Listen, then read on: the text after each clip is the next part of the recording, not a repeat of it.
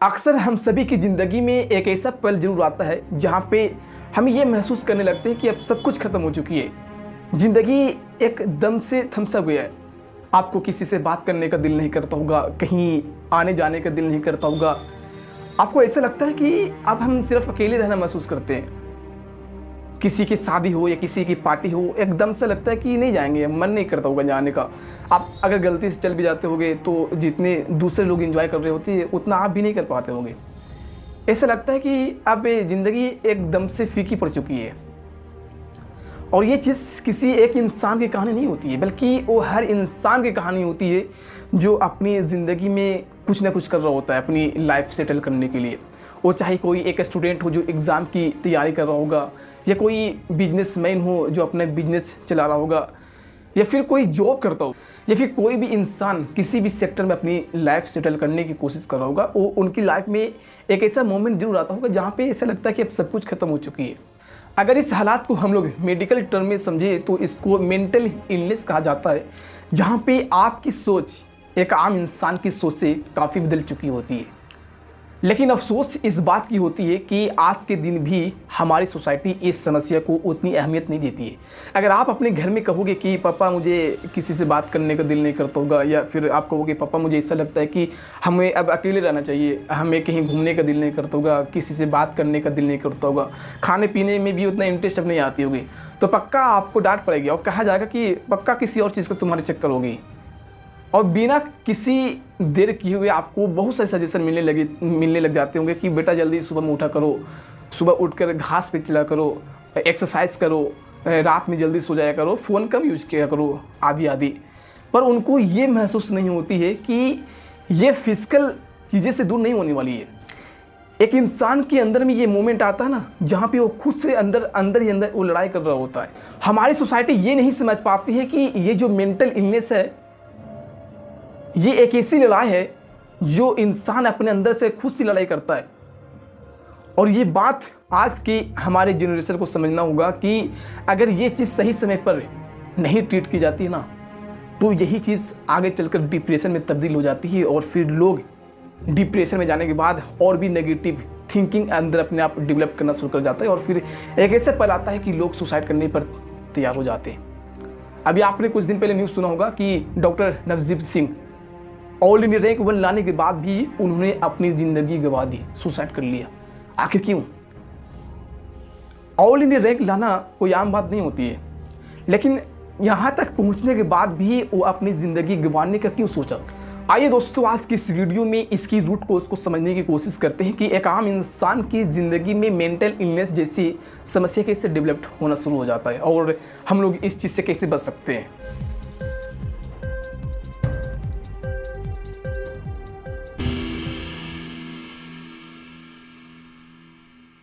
दोस्तों, अगर हम इस मेंटल इलनेस का रूट कोज को समझने की कोशिश करते हैं तो सबसे बड़ी रूट कोज मानेंगे दोस्तों हमारी इस देश की एजुकेशन सिस्टम को और हमारे सोसाइटी के थिंकिंग को।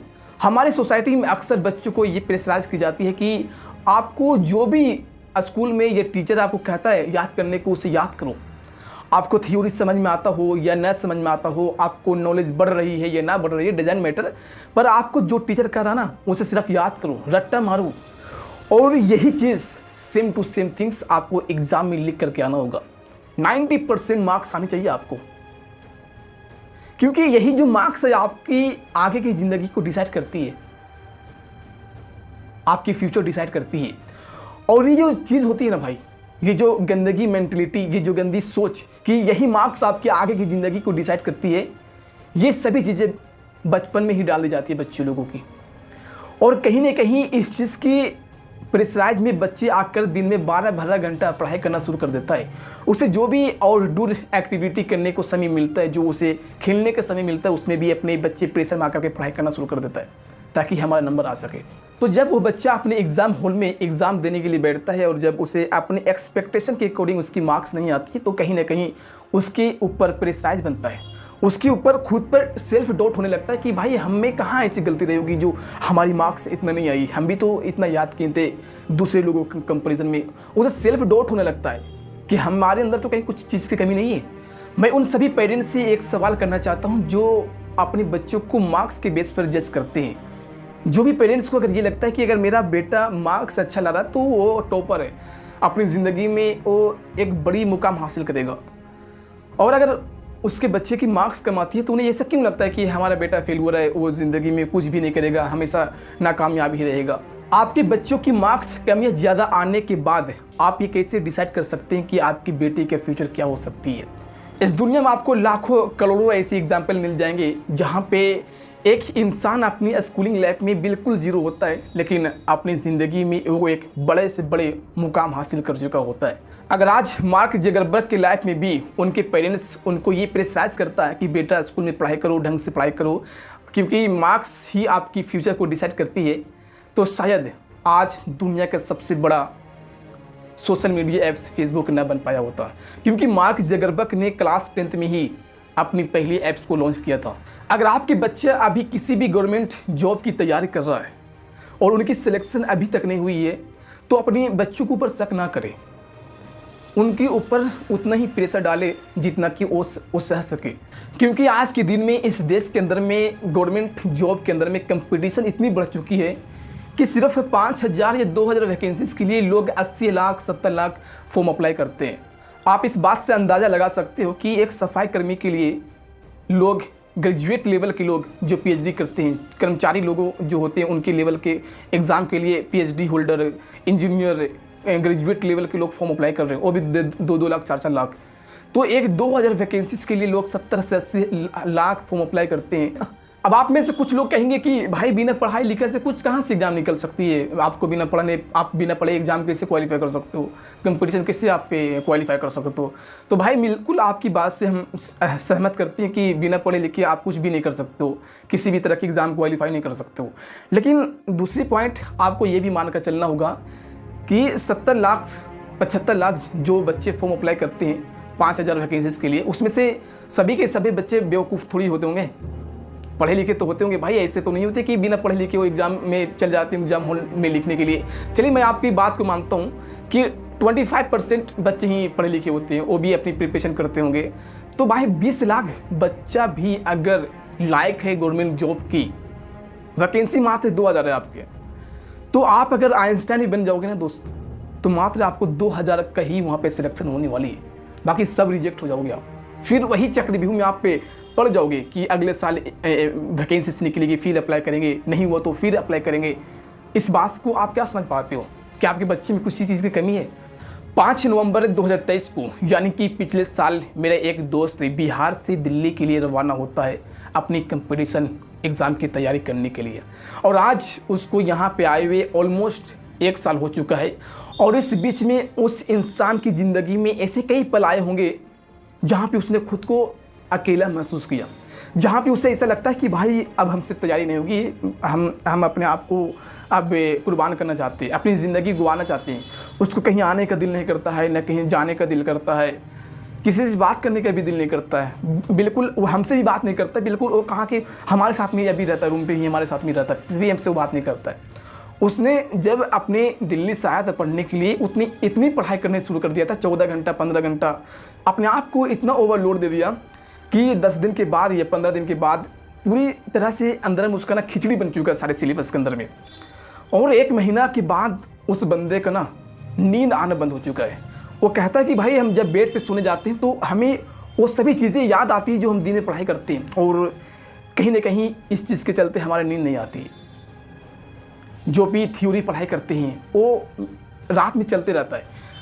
बेसिकली हम रात में तो सोए हुए तो होते हैं, पर फिजिकली हम सोए होते हैं, लेकिन मेंटली हमारी वर्किंग होती रहती है। उस भाई को मैंने ले गया हॉस्पिटल में डॉक्टर के पास, 2-3 महीना उसने दवा खाया, पर दवा का कोई असर नहीं आया। भाई दवा का असर कब आती है? जब आपके अंदर में किसी चीज़ की कमी हो, जब आप मेंटली इलनेस हो चुके हैं, मेंटली बीमार हो चुके हैं, तो कोई दवा काम करने वाली नहीं है। मैंने उस बंदे को घर भेज दिया 10-15 दिन के लिए। घर जाते ही उस बंदे के अंदर में सब कुछ दूर हो चुका है, नींद भी आने लगा, हर चीज़। 20 दिन के बाद दोबारा अपने घर से रूम पे आता है पढ़ने के लिए, तो उसने जितना भी पढ़ाई किया था प्रेशर में आकर के ना सब चीज़ भूल चुका होता है। अब जब चीज़ भूल चुका है, जो बंदा 2-3 महीना पढ़ाई करके सब कुछ भूल चुका है, उसे फिर रीस्टार्ट करना पड़ता होगा, तो उसने दोबारा से स्ट्रेस ले लिया कि भाई हमारे साथ ऐसा क्यों हो रहा है, हम क्यों सब चीज़ भूल जाते हैं, हमारे साथी लोग हैं जो हमसे बेहतर नंबर ला रहे हैं, हमारे अंदर में ऐसा क्या चीज़ है। और भी प्रेशर ले लिया उसने बंदा ने, और इसी चलते चलते उसने अभी अपनी पढ़ाई छोड़ दी, पूरी तरह से पढ़ाई छोड़ दी, हर तरह से उसने अपने आप को गंवाने का सोचा। अब इस सारी कहानी को दोस्तों हम लोग देखते हुए इसकी एक छोटा सा रिकैप लेते हैं और मेन रूट को उसको हाईलाइट करने की हम कोशिश करते हैं। सबसे बड़ी चीज़ आती है प्रेशर में, आप कोई भी काम ना करें, प्रेशर सबसे बड़ी आपकी अंदर में कमियाँ होती है। भाई फ्यूचर को किसी ने नहीं देखा यार कि कल क्या होने वाली है, तो आप प्रेजेंट में जीना शुरू करो ना। आप वो काम करो जिसमें आपको इंटरेस्ट आता हो। आप ये चीज़ मत करो ना जिसमें आपकी ज़िंदगी ही आपको गंवाना पड़े, एक दिन ऐसा आपकी मौका आना मिल जाए आपको। भाई आप सही सलामत रहोगे तब तो आप ज़िंदगी में कुछ कर पाओगे ना। प्रेशर में आकर कोई भी काम करोगे, आपने देखा ना, आप इस देश के अंदर में लाखों लोग हर साल सुसाइड कर लेते हैं, और ये सुसाइड करने वाला कोई आम इंसान नहीं होता है, बल्कि कोई ऑल इंडिया रैंक 1 आता है, कोई अपनी ज़िंदगी में बहुत बड़े सक्सेस हो चुका है, फिर भी उसने अपने अंदर में प्रेशर लेकर के उसने अपनी ज़िंदगी गंवा दी। दूसरी मेन रूट कॉज आता है दोस्तों फेल्यूर का डर। भाई लोगों को अंदर में ना, अंदर से अंदर फेल्यूर का डर होता है कि यार हम अभी पढ़ाई कर रहे हैं, हम सक्सेस न हुए तो लोग क्या कहेंगे, समाज में हमें किस नज़रिए से देखा जाएगा। कोई अगर बिजनेस कर रहा है तो भाई वो सोचता है कि यार पैसा इतना लगने के बाद हमारी बिजनेस न चलेगा तो हमारी ज़िंदगी कैसे चलेगी। तो उन लोगों से मैं सिर्फ यही कहूँगा कि भाई failure is the part of life. आप जब तक अपनी ज़िंदगी में फेल नहीं होते तो आप कुछ नहीं सीखते हैं। आपको पता होगा कि Thomas Edison, the inventor of the electric bulb, उसने 99 बार अपनी ज़िंदगी में फेल हुआ था और फिर जाकर के 100वां बार में इस दुनिया को अंधेरे से दूर किया। तो फेल्यूर से कभी मत डरिए आप। Failure is the part of life. Future को किसी ने नहीं देखा यार कि फ्यूचर में क्या होने वाली है। आप अपने ना 100% सिर्फ दो, रिजल्ट के आप छोड़ दो कि रिजल्ट क्या होने वाली है। रिजल्ट जो भी होगी बेहतर होगी, देने वाली खुदा है आपको, इसीलिए फेल्यूर से कभी मत डरिए आप। तीसरा इसका मेन रूट कॉज आता है दोस्तों लोनलीनेस, अकेलापन। जब भी आपको ऐसा लगे कि हम अकेला महसूस कर रहे हैं, जब भी आपको लगे कि यार अब ज़िंदगी हमारी थम सी जा चुकी है यार, किसी से बात करने का दिल नहीं करता होगा, कहीं जाने का दिल नहीं करता होगा आपको, भाई जिस दिन आपको इस तरह के थॉट आने लगे ना, तुरंत अपने पेरेंट्स से बात करो। या पेरेंट्स से नहीं मैं कह सकता हूँ, मतलब कि आपकी जो भी रिलेटिव हो, जो भी क्लोज हो, आपके फ्रेंड्स हो, बहन हो, भाई हो, उनके पास कॉल लगाओ और उनसे बात करो। जो चीज़ें आपके अंदर में फील हो रही है, अपने अंदर का जो चीज़ें होती है ना यार, नेगेटिविटी जो चल रही होती है ना, उसको शेयर करके दूर करो। क्योंकि जब तक आपके दिमाग में वो नेगेटिविटी चल रही होगी ना, आपके अंदर से वो चीज़ और आपको तोड़ देगा, बिल्कुल और डीप नेगेटिव में आपको लेके चला जाएगा, जहाँ पे आप डिप्रेशन का शिकार बन सकते हैं।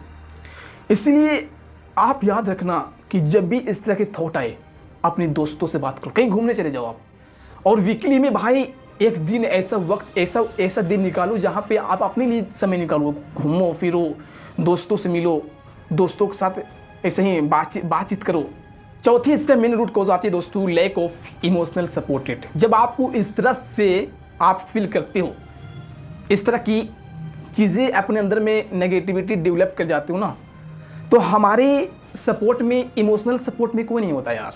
मैं कहता हूँ ना भाई कि अगर किसी इंसान की ज़िंदगी में ऐसा लोग हैं जो आपको इस तरह की नेगेटिविटी के साथ खड़े होते हैं ना, मान लीजिए आप बहुत खुशनसीब है। क्योंकि हमारे सोसाइटी में इस चीज़ को ना आज उतनी अहमियत नहीं देती है कि मेंटल इलनेस इतनी भी समस्या हो सकती है। जब वो फेलियर हो रहा है ना, तो उसको सपोर्ट, बैकग्राउंड सपोर्ट नहीं होती है यार, कि उसको फेल होने के बाद भी उसको बोलो कि कोई बात नहीं, फेल हो गए, अगले बार फिर ट्राई करो। ऐसे लोग नहीं होते यार हमारे सोसाइटी में, बल्कि फेल होने के बाद उसे और डांट दी जाती है, उसे और उस पर एलिगेशन लगाई जाती है। इस तरह की हमारी सोसाइटी है आज के दिन। पाँचवा इसका मेन रूट कॉज है दोस्तों कि आपने आप को किसी से कंपेयर करना। मैं कहता हूँ ना कि जब भी आप सोशल मीडिया यूज़ करते होंगे तो ऐसे वीडियो आते ज़रूर होता है जहाँ पे लोग कहते हैं कि यार हमने 6 महीना में ये एग्ज़ाम क्रैक कर लिया। कोई कहता होगा यार मैंने 1 साल में क्रैक कर लिया। बड़ी बड़ी एकदम पावर दिखाता है यार, ऐसे होता है, ऐसे होता है, इस जॉब में ऐसी होती है, पूरी एकदम धांसू चीज़ दिखाया जाता है। लेकिन ऐसा कुछ नहीं होता भाई। ऐसा जो दिखाया जाता है ना सोशल मीडिया में कि हम इतना जल्दी सक्सेस हो गए, ऐसा कुछ नहीं होती है भाई। उस सक्सेस के पीछे ना बहुत दिनों की कुर्बानियाँ होती है। बहुत जल्दी सक्सेस नहीं मिलता है इंसान के अंदर में। तो आप इस चीज़ से कभी भी मोटिवेट मत हो, और इस चीज़ से आप कभी भी अपने अंदर में सेल्फ डाउट नहीं करो कि यार उससे 1 साल में मिल गया सक्सेस, हम 2 साल से कर रहे हैं यार, हमें क्यों नहीं मिल रहा भाई। ये चीज़ मैंने खुद के ऊपर एक्सपीरियंस किया हूँ। मैं खुद को ना सेल्फ डाउट करने लगा था, यार उस बंदे में ऐसा क्या है जो इतनी जल्दी सक्सेस हो गया, वो आज सोशल मीडिया पर इन्फ्लुएंसर बन के रूप में लोगों को एकदम मोटिवेट कर रहा है, हम में क्या है यार, हमें क्यों नहीं हो पा रही ऐसी चीज़ें। तो असलियत कुछ और ही होता भाई। जितना जल्दी वो बंदा बोलता है ना कि हमने 1 साल में ले लिया, इससे एक साल में नहीं होती है यार, सक्सेस नहीं मिलती है आज के कंपटीशन के देखते हुए। इसमें मैं कहूँगा दोस्तों कि आप अपने आप को पेशेंस रखिए, अपने अंदर में एक पेशेंस डेवलप कीजिए, क्योंकि हर चीज़ पैसा नहीं होती है, पैसा से आपको खुशी नहीं मिल सकती। अगर पैसा से ही आपको खुशी मिलता ना भाई, तो इस दुनिया के सबसे अमीर व्यक्ति इलोन मस्क, उसका 3 बार डाइवोर्स हो चुका है, उसका खुद की बेटी उसके साथ नहीं रहना चाहता है। आखिर क्यों? किस चीज़ की उनके पास कमी होगी? पैसा का तो कमी नहीं होगी, ये बात आप भी जानते होंगे, लेकिन है तो किस चीज़ की कमी है जिसके पास उनकी खुद की बीवी उसके पास नहीं रहता है? उसकी तो कमी होगी ना। तो अपने आप को ना पैसे की तुलना मत देखिए, खुश रहना सीखिए, क्योंकि लाइफ आपकी है, जीना आपको है।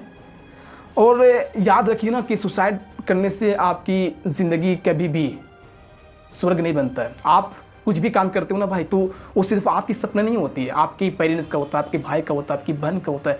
हर वो इंसान का सपना होता है जो आपसे किसी चीज़ की एक्सपेक्टेशन लगा कर रखा होगा कि यार उस बंदे से मुझे कुछ ना कुछ एक्सपेक्टेशन है, वो हमें कुछ ना कुछ ज़रूर मदद करेगा फ्यूचर में जा कर के।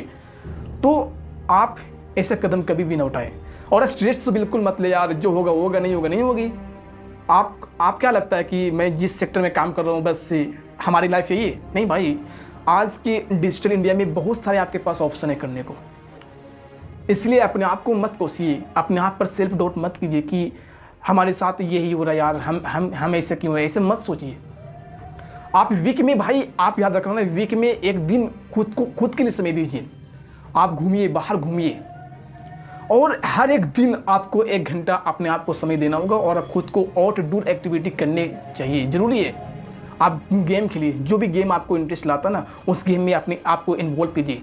और ख़ास करके मैं उन लोगों को कहूँगा जो अपने आप को ऑनलाइन रखते हैं, जो अपने आप को ऑनलाइन पढ़ाई करते हैं, अपनी 1 घंटा निकालिए भाई। क्योंकि ऑनलाइन में ये होता है ना कि आप जो चीज़ें पढ़ रहे होते हैं ना, आप किसी के साथ डिस्कस नहीं कर रहे होते हैं कि आपकी चीज़ें में वो सब चीज़ फिट हो जा सकता है, नहीं होती है यार। ऑनलाइन क्लास का एक डिसएडवांटेज यही है कि पढ़ने के बाद तो आपको समझ में आ जाएगा, लेकिन बाद में वो खिचड़ी बन जाती है। इसलिए अपने आप को ना दोस्तों के साथ डिस्कशन कीजिए, 1 घंटा समय निकालिए कि हमें किसी के साथ डिस्कस कर सकते हैं। अपनी फीलिंग को कभी मत छुपाया करो यार, अपने दोस्तों के साथ अपने अंदर अपनी कम्युनिटी में ऐसे दोस्त डेवलप करो जिसके साथ आप खुल के बात कर सकते हो, खुद की अपनी फीलिंग को शेयर कर सकते हो। क्योंकि अनलिमिटली हमारे दोस्त लोग ही ऐसे होते हैं जिसके साथ हम खुल के बात कर सकते हैं। कुछ ऐसे मैटर होता है, मैं मानता हूँ कि अपने पेरेंट्स के साथ ये चीज़ें डिस्कस नहीं करी जा सकती, लेकिन अपने दोस्त से साथ कर सकते हैं। अपने ग्रुप में एक ऐसा दोस्त रखो जो आपको इमोशनली सपोर्ट करे, उनके पास प्रैक्टिकल नॉलेज हो। तो अपनी कहानी को यहीं पर रोकते हैं, चलते हैं, मिलते हैं अगली वीडियो में। जय हिंद, जय भारत।